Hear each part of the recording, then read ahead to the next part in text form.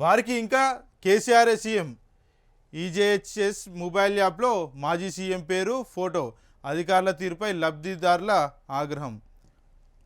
తెలంగాణలో కొత్త ప్రభుత్వం ఏర్పడి 6 నెలలు దాటుతున్నా కొన్ని శాఖల్లో ముఖ్యమంత్రిగా ఇంకా కేసీఆర్ పేరునే కొనసాగిస్తుండటం వరుసగా వివాదాస్పదం అవుతుంది. ఇటీవల సీఎం కేసీఆర్ విద్యాశాఖ మంత్రి సబితా ఇంద్రారెడ్డి పేరుతోనే పాఠ్యపుస్తకాలను ముద్రించడంపై ఇప్పటికే వివాదం కొనసాగుతుంది.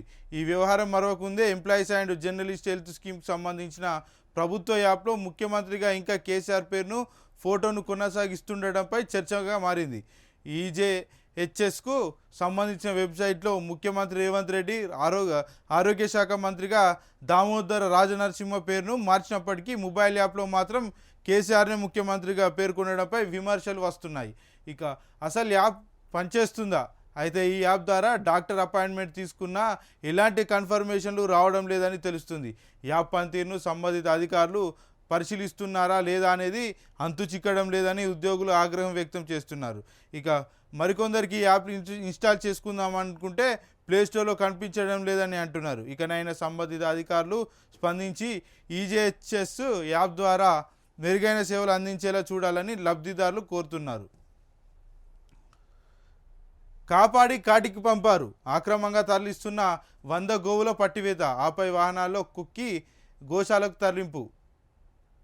ఊపిరాడక 10 గోవుల మృతి. పోలీసుల తీరుపై సర్వత్రా విమర్శలు.